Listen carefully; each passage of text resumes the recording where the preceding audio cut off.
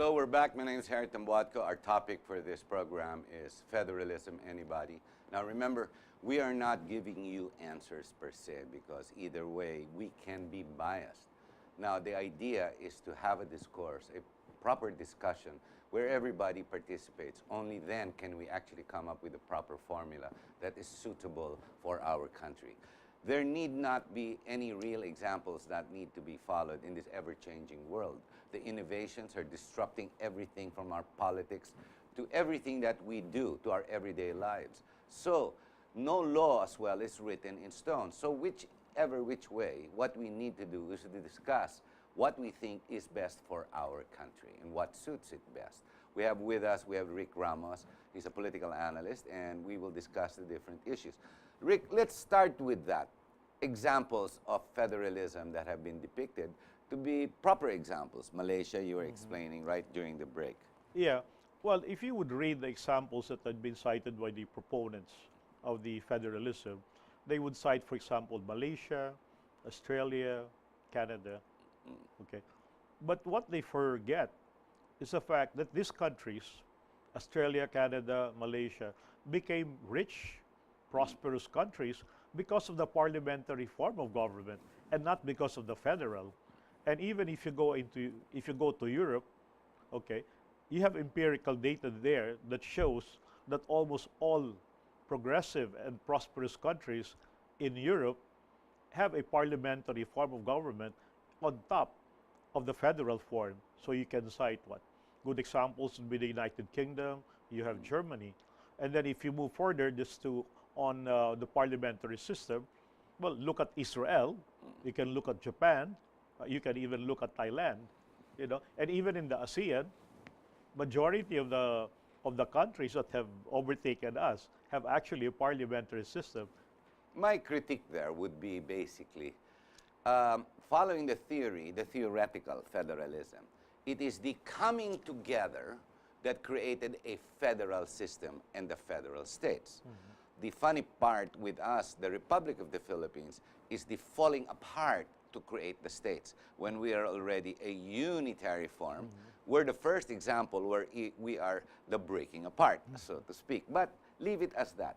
You were telling me during the break your study and your readings on Nur Miswari and how the arm developed. Please enlighten us. Yeah, well, if you, under the Philippine Constitution, there are actually two autonomous regions. One is the ARM. This is the autonomous region of Muslim Mindanao. And the other is the Cordilleras. And the other one is the CAR Yes. in northern Luzon. This is the Cordillera Administrative Region. So let's move first to Mindanao. So what has happened? You have practically an autonomous state there with the ARM, with the autonomous region, and a lot of resources was given to that, particularly during the time of Nur Miswari. We're now talking of billions. And what did Miswari do? He squandered it. Yeah, I mean... At tumakbo, naging fugitive nga until today. Exactly. I mean, I've been to Mindanao, I went to Maguindanao and all of that. And then you begin to ask where the money went. You know? And of course, cases, as you said, Nur Miswari has become a fugitive.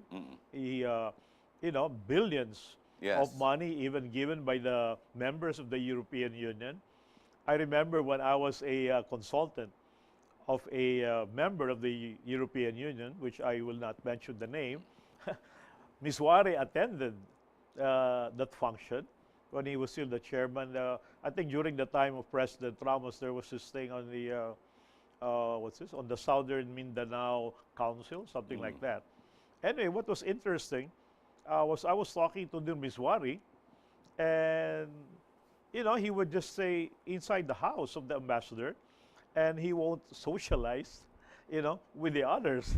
And it seems, you know, he's so security conscious that even inside Ford's Park, he's probably scared of his life, probably for what he has done.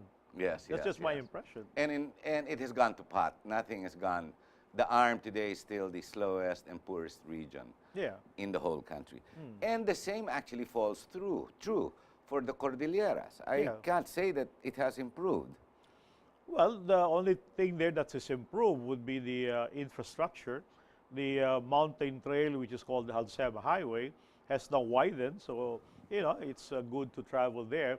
But going back to ARM, Autonomous Region of Muslim Yes, Mindanao, yes, yes. and it's good to compare it to Malaysia. Malaysia has a federal form of government, but what really makes it working and prosperous is the fact that they have a parliamentary form of government. In spite of the five Parliamentary system. royal families that rule, Yes. in spite of the five families. Well, during the time of Prime Minister Mahathir, uh, there was an amendment to the Constitution that really weakened the powers of Yes, the royalty yes, yes. because there have been abuses. And it's good to compare the autonomous region of Muslim Mindanao with Malaysia because both are Muslims, Yes. right? And yet, if you look at Malaysia, Malaysia has left us behind. Why? You have those same Muslim people living there in the autonomous region of Muslim Mindanao in Malaysia, but Malaysia has gone ahead because they have better governance through a parliamentary system. I always likened it to be the growth of Malaysia, because I was living in Singapore for some time, based on their ability to stand up against the United States, against human rights, when they went after the terrorists, the drug lords, the oligarchs, when government ruled with the iron fist. And you mentioned Dr. Mahathir, who actually gave his middle finger to the Americans and said, to hell with you, just like Lee Kuan Yew, who ruled with an iron fist, literally, and took out what the cancer was that was in their country. Basically, drug lords, the corrupt, the oligarchs. Yeah. It's the same thing. Now Duterte is doing it here, and he's being hit by the very United Nations that have so many things to say. In fact, I found it interesting just this morning. Peter something of the UN Watch, CHR, the chair of human rights, are saying, based on fake news, he gives a memorandum to all countries around the world and media, especially social media, to guard against fake news. What kind of statement is that? It's got to be so silly and idiotic. It's like saying, humans, you need to breathe. So breathe, humans, breathe. I mean, how crazy and irrelevant is the UN at the rate it's going? Yeah. But the way they're hitting our president. Yeah. But going around it, isn't it a strongman rule? For example, President Ramos, as you mentioned, was really for federalism, He was. except he was beaten by the political groupings called the Congress, the Senate, and the people, because the people were basically scared to open up the Constitution, and only simply because of one issue, lengthening the political positions and the stay of the people, the senators, the congressmen, the mayors, diba? It was so unpopular that he couldn't push it through. No, And yet now we have a president who's very firm, and he wants to push federalism. Actually, what happened during the term of President Ramos was there was no problem with Congress. Congress, both houses were supportive of President Ramos. The one who actually, Term limits, diba? yeah, the ones who opposed that were President Cory Aquino and the late Cardinal Sin.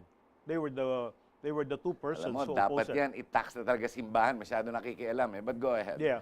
Anyway, just going back to Malaysia and what Prime Minister Mahathir, you remember during the Asian crisis of the late 1990s, Yes. it was Prime Minister Mahathir who stood up Against, yes. against The dollar. against the World Bank, Yes. because the World Bank was saying that you allow the the market forces, and no, what Mahathir did was he defended the Malaysian rupiah, and what happened was later on, no less than the World Bank, or at least the chief economist of the World Bank, I read it, said that he was right. Well, he was right, yes. But easy for Malaysia to say that, because they have their own oil. They have their own steel industry. They were relatively comprehensive when it came to that. Tayo, we are service-oriented. We import everything. Yeah, but more than what they have, the ones that you mentioned are the traditional ones.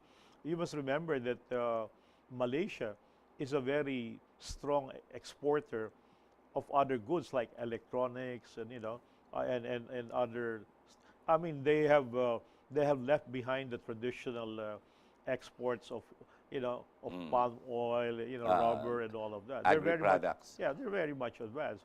Even if you look at Israel, which is another parliamentary form of government, while they're very much advanced in agriculture, they're very much now into, more of advanced, like even with aircrafts, armaments, Military hardware. IT, and in fact, even with the antivirus software alone, Magaling na sila eh. Israel earns billions of dollars of Yes. revenues every year, being a knowledge-based economy.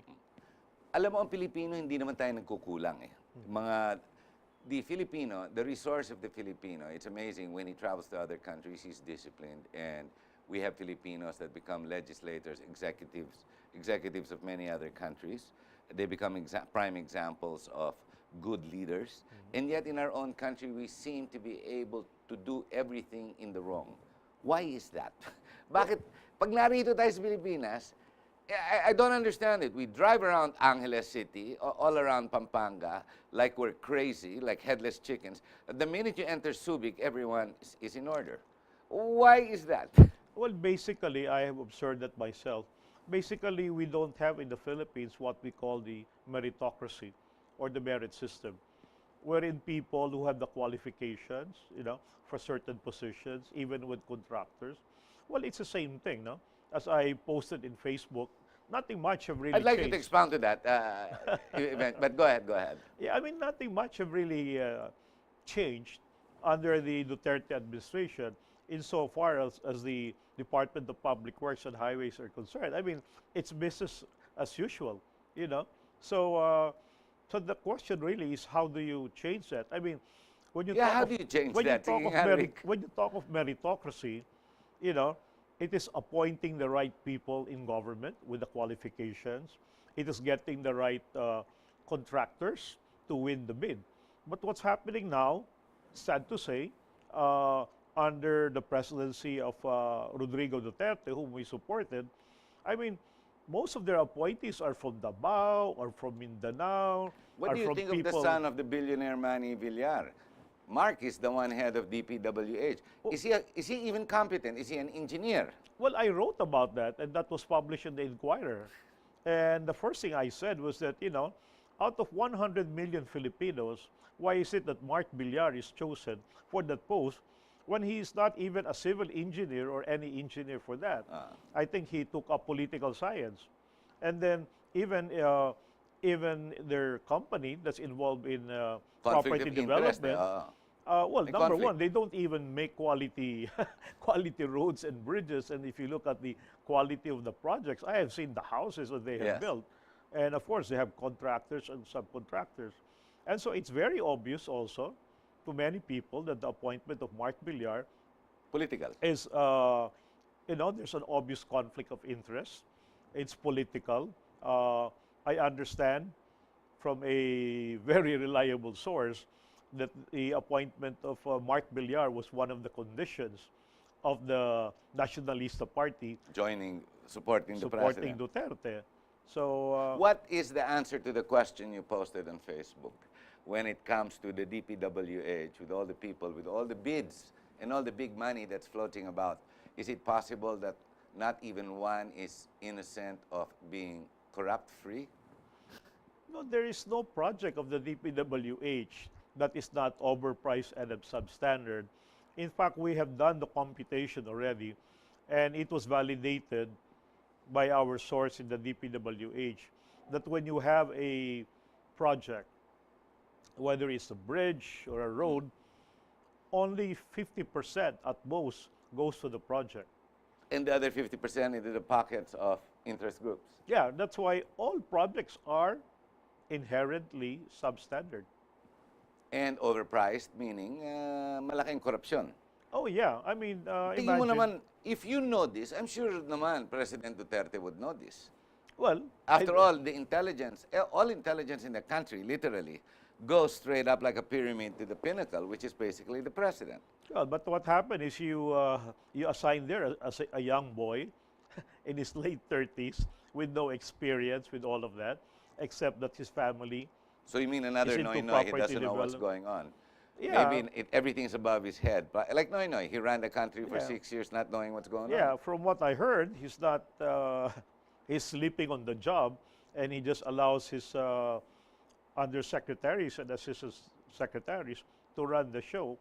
In fact, one time, excuse me, I was surprised that I see him in his favorite place in Fort Bonifacio on a Friday, and he was there about 5, 6 o'clock in the afternoon. That means he leaves his office about 3 or 4. You know, uh, so It's really, amazing how much time he has on his hands. yeah. I mean, as for such a critical agency like DPWH, they could have chosen a far better one. And speaking of public infrastructure, uh, you know, I mentioned about Secretary Tugade of the Department of Transportation insofar as the traffic problem is concerned. The Duterte administration has not really done anything to solve the traffic problem in Manila. All they have relied on, which I have already said from the start, is a big mistake, is they're relying too much on the emergency powers. And 8 months, 9 months have passed. Wala pa rin eh. And wala pa rin. And most likely, Congress will not grant it because that's very dangerous to grant these emergency powers. And yet, what they have done, what have they done, and what suggestions during the Senate hearings? Senate Ping Lacson was very practical. He said, "Why don't you do things that are already doable?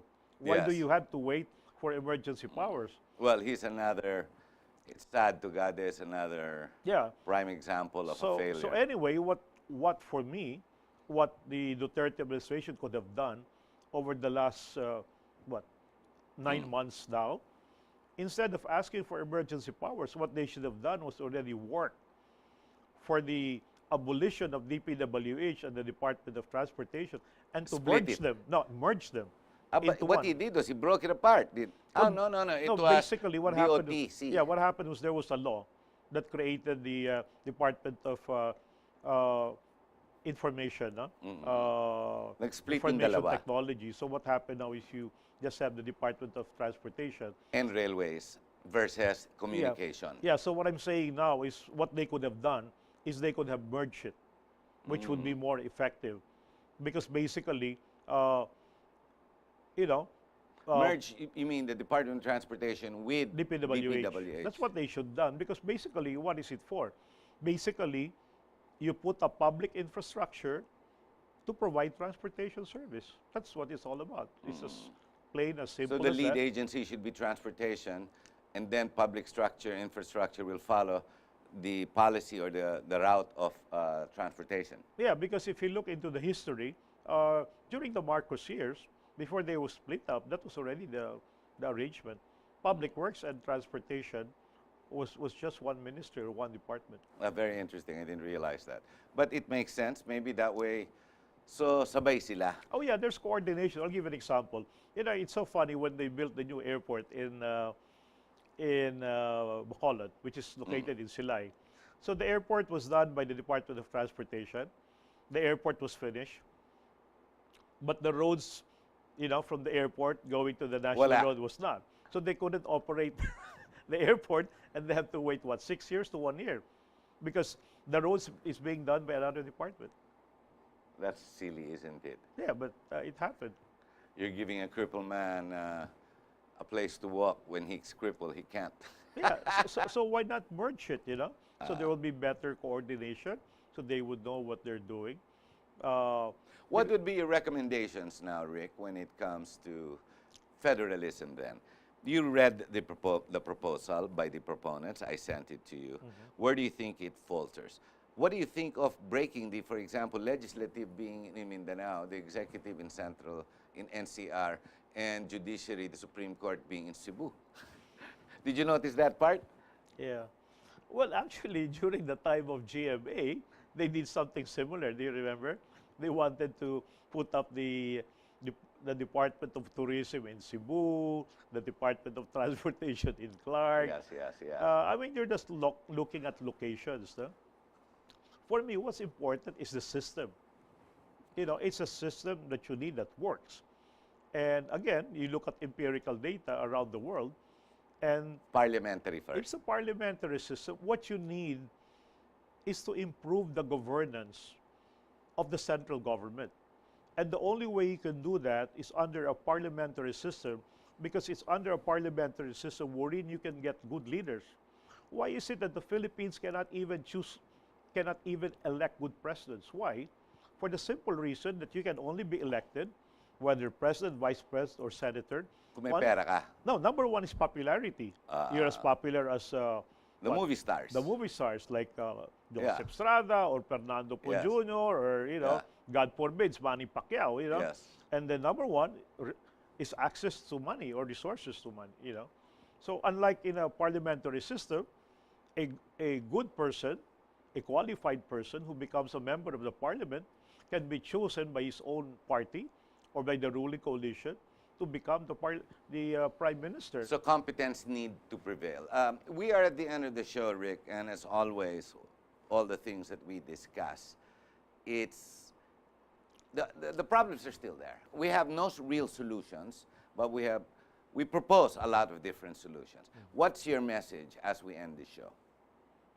Well, my message is that we should proceed first with the parliamentary system before the federal form of government, for the simple reason that starting with the federal form of government alone will be very divisive.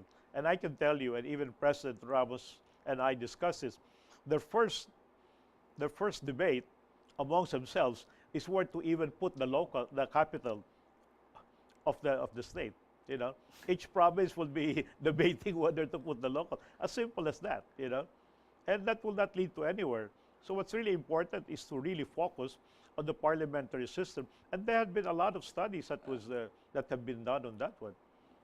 Rick, thank you very much for your candidness and all the information you provide us. Ladies and gentlemen, again, very critical. All we want is to generate critical thought. I am biased if I'm going to propose what I want. What I would want is no president, no vice president. And if we did have one, it'll be extremely just ceremonial. That's it. The parliament, yes, I agree with you. But as we do the parliament, I would like to set some rules. For example, define oligarchy, define dynasty. And once we set this in place in what we call first, even before the parliament, will be a charter change first. So you do that, and then you create the parliament, and then the federal. Maybe that is a nicer sequence of events to follow. Either way, ladies and gentlemen, like I said, it's really up to you. Alam niyo po, sa kadulud-duluhan itong lahat, may plebiscite yan. Ibig sabihin niya, pag naayos na lahat yan, ibubunyag ng federalismo o ng Estado, kung anong gusto niyo kung papayag kayo. Yan ang tawag na plebiscite. But don't wait until it is formed. Be part of the formation. Be a body politic. Participate. We hope you've enjoyed our show, and until next week, I'll see you then. Bye.